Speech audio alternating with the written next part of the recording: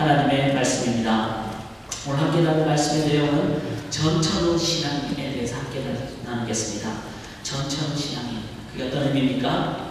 상황에 관계없이, 여건에 관계없이 굳건한 믿음으로 성실하게 신앙생활하는 사람을 전천후 신앙이라고 합니다. 지난주에 저희가 야외를 드렸습니다. 야외를 드리기 며칠 전부터 성도들이 전화가 많이 왔습니다. 문의가 많이 왔습니다.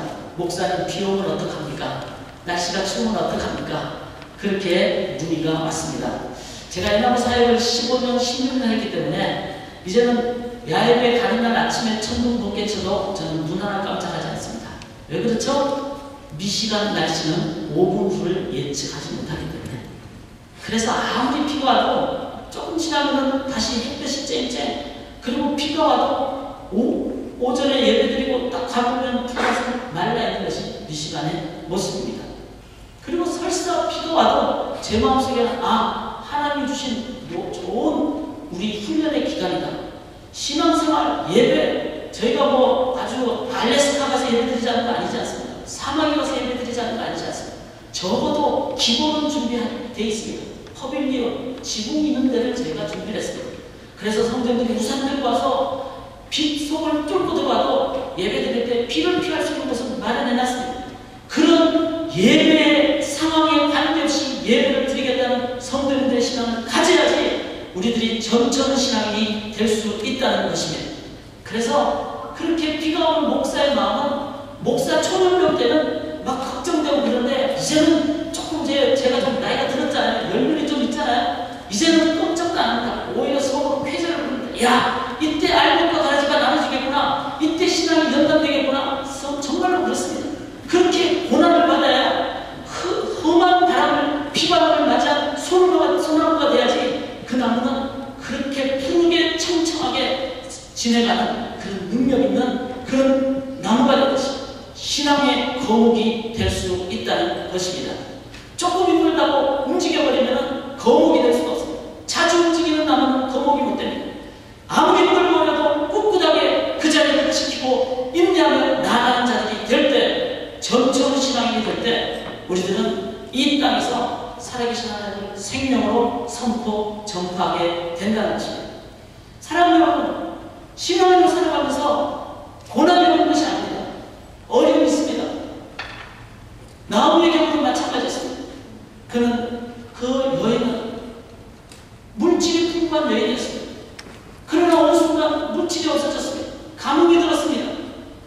그리고 한 지역으로 이동을 했는데 그 순간 남편도 얼마 지나지 않아서 돌아가시고 말았습니다. 당시에 남편이 돌아가셨다. 그는 오늘날보다 더 심한 겁니다. 여러분 결혼해 보신 분 알지만 평소에는 별로 중요치 않게 느껴지고 이제는 권태기를 넘어서 이제는 별로 감각도 없는 그런 분이라 할지라도, 그런 아내라 할지라도 막상 그 배우자가 내 삶에서 없어진다고 생각해 보십시오. 그거는 감당하기 힘든 것입니다. 그것이 부부입니다.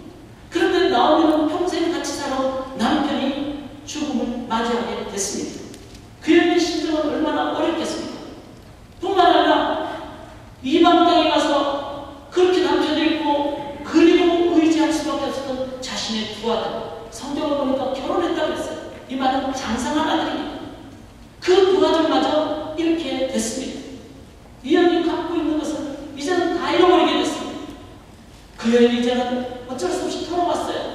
돌아와서 동네 사람들이 보면서 당신이 나오미가 아니냐 그랬을 때 나오미라는 사랑스러운 자, 복받은 자라는 그 좋은 이름 대신에 이제 나는 나오미가 아니다. 나를 마라라 불러라. 마라는 숨을, 고난, 고통이라는 뜻입니다. 나의 이름을 나는 고통이라는 인생이다. 나를 그렇게 불러달라. 나오미는 행복했고 부유했고 다 가진 여인이었지만 이제는 다 잃어버린 여인. 그래서 자신 속에 있는 자신에 대한 자긍심, 자존심마저 이제는 내어버릴 수밖에 없는 그런 가장 마음 어려운 불행한 여인이 됐습니다. 신앙생활하면서 이럴 때가 있습니다. 마치 우리 미시간의 경제 같습니다. 미시간이 경제가 지금 바닥을 이미 쳤는지 아직도 더 쳐야 되는지 잘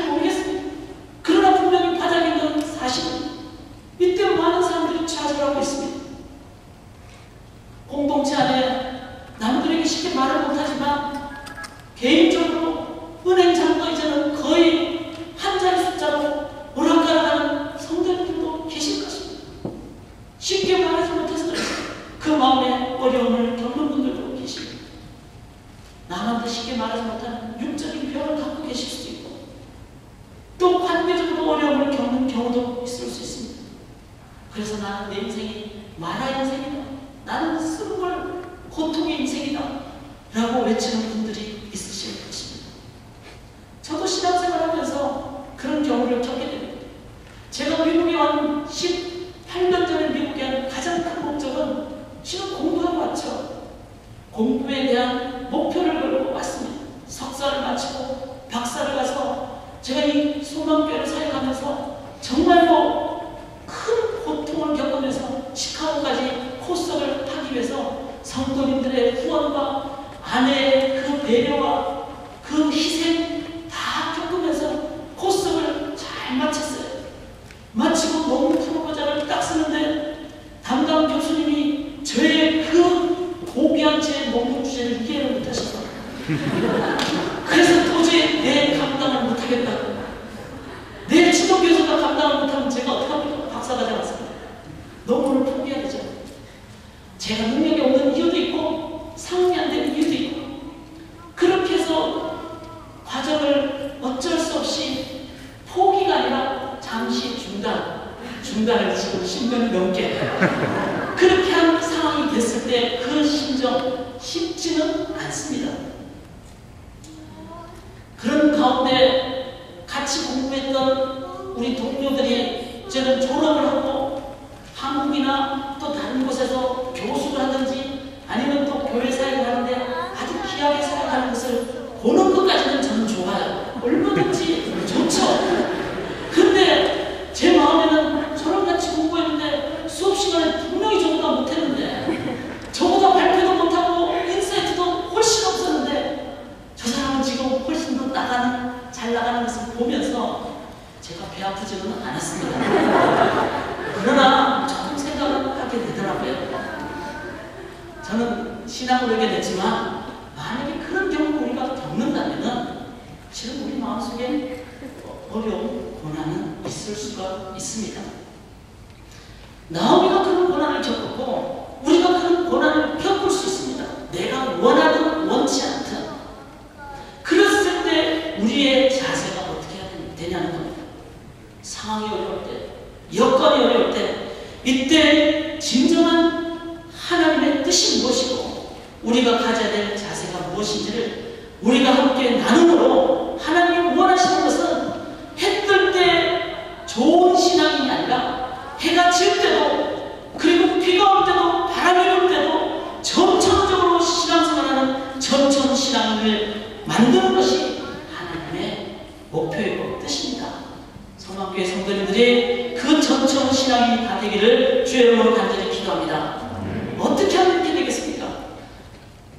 어떻게 하면 이렇게 될까요? 그것은 어떻게 하면 이렇게 안 될까를 보는 것, 왜 이렇게 되는가를 보는 것을 봄으로써 우리는 반대로 이렇게 안 될 수 있는, 또 전천신앙으로 나갈 수 있는 길을 발견할 수가 있습니다. 성경을 한번 보십시다. 룻기 1장 1절은 이렇게 시작하고 있습니다. 사사들이 치리하던 때에 이렇게 얘기하고 있습니다. 이 사사기 시대를 얘기하는 것이죠. 이때가 룻의 배경이고 룻기의 배경이고 나오미의 배경입니다. 사사 시대는 무슨 시대입니까?